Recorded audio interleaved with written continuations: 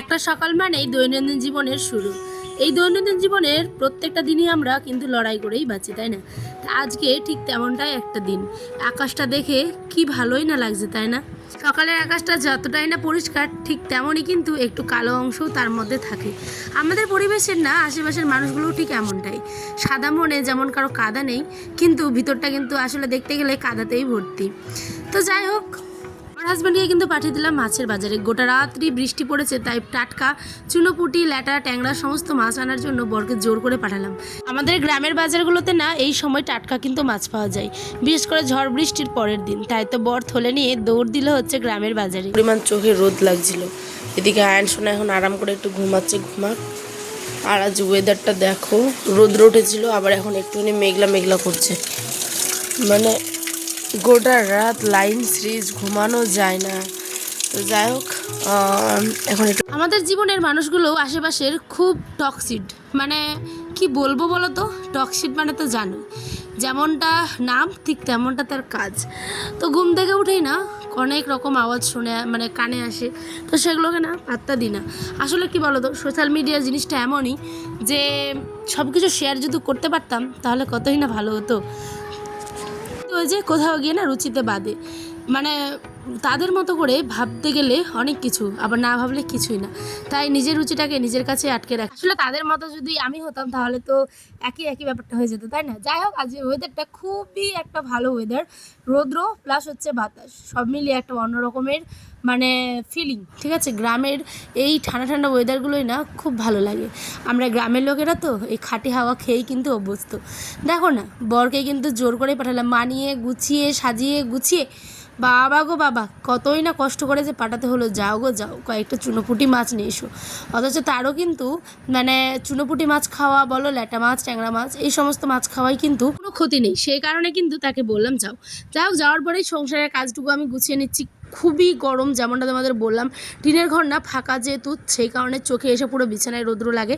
তো ঘুমটা সকালেই ভেঙে গেছে। আর এইদিকে দেখো না, আমি ভালো করে ঝাড়ঝাটা দিয়ে বাসি কাজগুলো একে একে সেরে নিচ্ছি। তারপরে কিন্তু আমিও চলে যাবো স্নান করতে, কারণ এই সকালবেলার স্নানটা না অনেকটা ফ্রেশনেসের কাজ করে।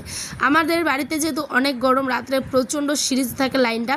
এবার লাইন সিরিজ থাকার কারণে ইনভার্টারের তো আমাদের আছে, কিন্তু হাওয়াটা না কমে যায়। জানি না কেন। চলো ব্রাশ করছি, ঘর টর ঝাড় দেওয়া হয়ে গেছে। আর বর কিন্তু এদিকে চলে এসেছে মাছ নিয়ে। ইতিমধ্যে আমার স্নান করাও কমপ্লিট, বাসন দেওয়াও কমপ্লিট। এখানে না তোমার লোটে মাছ, মানে যেটাকে আমরা শাটি মাছ বা টাকি মাছ বলি, লোটে মাছ, তারপরে কোয়ের বাচ্চা, পুঁটির বাচ্চা, এই সমস্ত কিছু ছিল। তো মাছটা না খুব জ্যান্তও না, খুব আবার নরমও না, মানে মিডিয়াম। ঠিক আছে, তো আমি এখানে কিছু কচু পাতা তুলছি। আমি না কচু পাতায় মাছ কাটতে খুব পছন্দ করি, আমার ভালো লাগে। ঠিক আছে, আর এইদিকে ছাই নিয়ে আসলাম, কারণ ছাই ছাড়া না এই মাছগুলো একদমই মানে কাটাই যায় না, হাত কেটে যাওয়ার ভয় থাকে। আর প্রচণ্ড পরিমাণে স্লিপও হয়, জানো তো। আমি এর আগে না অনেক মাছ মানে কী বলে ওটা, ছাই ছাড়া কিন্তু কেটেছি। এই মাছগুলো দেখি পারি না, কোনো মতেই পারি না। এদের গায়ে এত স্লিপ হয় যে কি বলবো, হাত কেটে যাওয়ার ভয় লাগে। এদিকে আমার বর আমাকে কিছু ভিডিও শ্যুট করে দিল। তো এখানে বলছি, তুমি একটুখানি ভাতটা বসাও। তুমি একটু ভাতটা বসালে তোমারই তাড়াতাড়ি খেয়ে যেতে সুবিধা হবে, যেহেতু তুমি এখন কাজে যাবে বাইরে। তো দেখো, আমরা হাজব্যান্ড ওয়াইফ দুজন মিলেই নিজেদের কাজগুলো ভাগ করে নিই, কাজগুলো মিলেমিশে করি। এটাই তো একটা সংসারের নিয়ম, তাই না বলো? মানে সোনার সংসার হোক কিংবা দুঃখের কিংবা কষ্টের সংসার, কিন্তু অবশ্যই সেখানে তুমি যদি মানিয়ে গুছিয়ে নাও, তাহলেই দেখবে সেখানে সুখ অবশ্যই বিরাজমান। এখানে কিছু কিছু মানুষের অনেক রকম মন্তব্য থাকে। যেমন ওদের আমাকে একটা দিদিভাই কমেন্ট করলো যে হ্যাঁ, তুমি এই সমস্ত ব্লগ করে তোমার বর তোমাকে বকে না। না গো, বকে না। সত্যি কথা বলতে, আমার হাজব্যান্ডের মতো এই পৃথিবীতে অনেক হাজব্যান্ডই আছে যারা তাদের ওয়াইফের মানে গুরুত্বটা বোঝে, তাদের কর্মের দাম দিতে জানে। ঠিক আছে, তাদের আত্মবিশ্বাসটা ভেঙে দিতে জানে না, মানে আত্মবিশ্বাসটা গড়ে তুলে, আত্মবিশ্বাস ভেঙে দিতে জানে না, এটাই বলতে চাইছিলাম।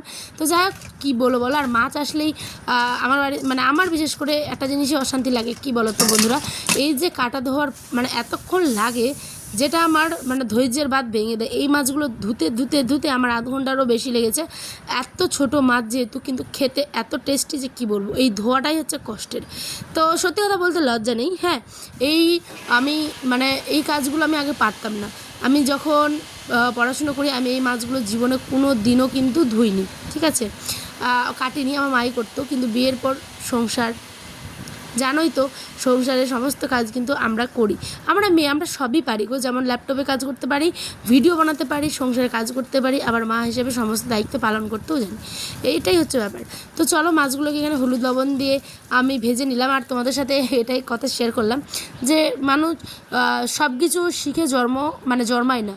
মানুষ কিন্তু পরিবেশের সাথে সাথে মানুষজনের আশেপাশের সবার সাথে মিলেমিশে থাকতে থাকতে পরিবেশ তাকে সমস্ত কিছু শিখিয়ে দেয়। ঠিক আমিও তার বাস্তব উদাহরণ, ঠিক আছে। তো অনেক কিছু বললাম, তোমরা হয়তো অনেকে খারাপভাবে অনেকে ভালোভাবে, যাই হোক ভালোভাবেই নিও, আমি সবার ভালো ভেবেই বলি, ঠিক আছে। আমার ভিডিওটা তোমাদের এত ভালোবাসো, তোমরা এত কমেন্ট করো, আমি প্রত্যেকের কমেন্টে রিপ্লাই করি, মানে পারি না, আমার অনেক কাজ থাকে গো। তুমি ভাববে কি যে দিদিভাই রিপ্লাই করে না, কিন্তু না, আমি এই যে দেখো মাছ করলাম, সকাল উঠে এত কিছু রান্না বাড়ি সমস্ত কিছু একা হাতে, প্লাস দুটো ইউটিউব চ্যানেল চালানোর সাথে হচ্ছে আমার দুটো মানে ফেসবুকে পেজ, একটা পায়েল লাইফস্টাইল, একটা হচ্ছে কি তোমার অস্মিতা পারবিন, তোমরা চাইলে একটুখানি ফলো করে দিতেই পারো, ঠিক আছে। আর এই ব্লগগুলো তোমাদের কেমন লাগলো অবশ্যই কিন্তু আমাকে জানাবে, অবশ্যই শেষ অবধি দেখো, ঠিক আছে। আর এখানে তো কচু করেছিলাম, আর সাথে হচ্ছে ভাত, আর ওই যে মাছের চচ্চড়ি। চুনা মাছের চচ্চড়ি না খুবই ভালো লাগে খেতে, একটুখানি টক দিলাম যেহেতু হালকা নরম হয়েছিল মাছটা। তো ওরা যেহেতু রাতেই জাল দিয়ে মানে নেটে বলো বা জাল দিয়ে আর কি পেতে নেয়, আর আস্তে আস্তে কিন্তু একদম সকাল তো রাত্রে লেগে গেলে না মাছটা অনেকটা নরম হয়েই যায়। আর এই মাছগুলো খেলেও অনেক রক্ত, যতই নরম হোক না কেন। আমার বলবো যে ওয়াও সেই টেস্ট হয়েছে। বাবুকেও আমি এখন খাইয়ে দিই, আমার ছেলেও এখন খাচ্ছে। আর আমাদের এই সংসারের গল্পগুলোই তোমাদের সাথে আমি শেয়ার করি। আমার সংসারের আমি যতই কাজ করি না কেন, এটা হচ্ছে আমার ভালোবাসার একটা জিনিস, ভালো লাগার একটা জিনিস, যেখানে আমি সময় পেলে টুক করে হাতে ফোনটা ধরি আর তোমাদের সামনেই চলে আসি গল্প করতে আবারও। তো বরকে খাইয়ে দাইয়ে পাঠিয়ে দিলাম, এখানে বরের টিফিনও দিয়ে দিয়েছি দেখতেই পেলে। এবার বর আমার যাবে স্কুল, আর সাথে হচ্ছে দোকান। এদিকে আয়নাও কিন্তু তার বাবার সাথে স্কুটিতে যাবেই। আচ্ছা, এই স্কুটিটা তোমাদের কেমন লাগছে আমাকে জানিয়ে তো। এটা হচ্ছে চার্জার স্কুটি, আমরা কিন্তু অনেক ভিডিওতে বলেছি এটা আমাদের নতুন স্কুটি, পুরাতন গাড়িটাও কিন্তু আছে। আয়নার বাবা এটা আমার জন্যই নিয়েছে।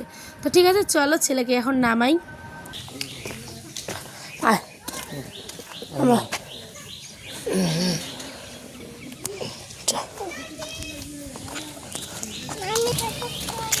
চলে এলো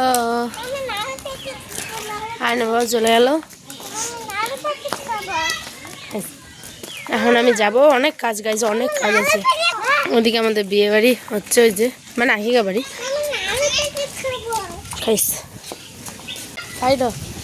সাইডে বেটা, দৌড়াইস না গাড়ি।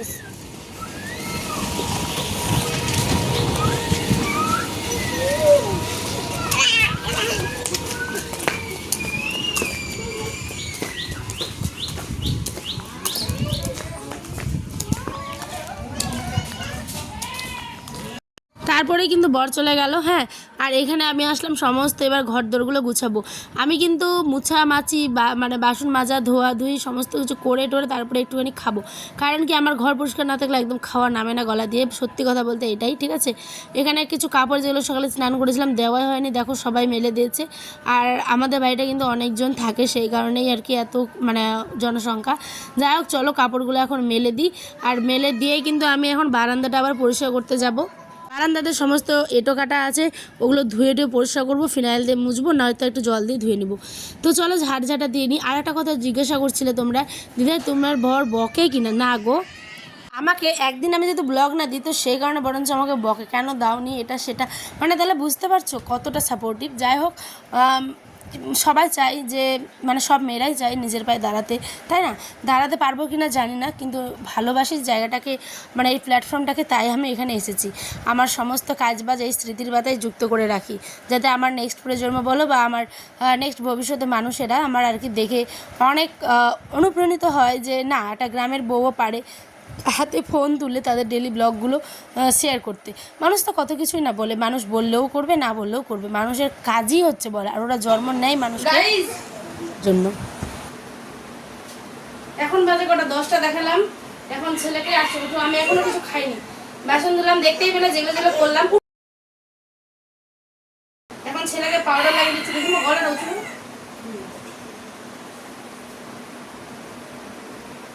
ছেলেকে কিন্তু আমি স্নান করে দিয়েছিলাম, তারপরেও দেখো কি অবস্থা করেছে আমার ছেলে, মানে গায়ে হাতে পায়ে গোটায় ধুলো, তারপরে আবার ভালো করে ওগুলোকে ধুয়ে টুয়ে আমি পাউডার লাগিয়ে ওকে একটুখানি এখন খাইয়ে দিব, আর আমিও আবার খাবো। এখন বাজে 10:30, এই যে ডিম আনলাম, আবার সেন্টারে গেছিলাম মাঝখানে। এখন চলো চটপট করে খেয়ে নিই। আর এটা হচ্ছে বিকেলের আকাশ, বিকেলের আকাশটা দেখো কত সুন্দর। মানুষের মনগুলোও যদি এরকম পরিষ্কার থাকতো তাহলে তো হয়ে যেত, কিন্তু সেটাই বাস্তব উদাহরণ এই আকাশটা। মানে পরিষ্কারের মধ্যেও কোথাও গিয়ে কিন্তু কালোটা থেকেই যায় আমাদের মধ্যে, তাই না? এই দেখো বিকেলবেলা আমরা ভিডিও আপলোড করতে এসেছিলাম, তাই না বাবা? তুমি একটু নাচো করে দাও। এ হাসছি আমার কি কি করছেন গে? যারা গো হাসাবেন নি।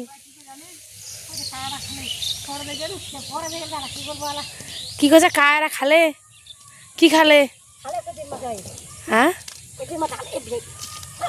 ও ওই জন্য কচুর মাথা খালে।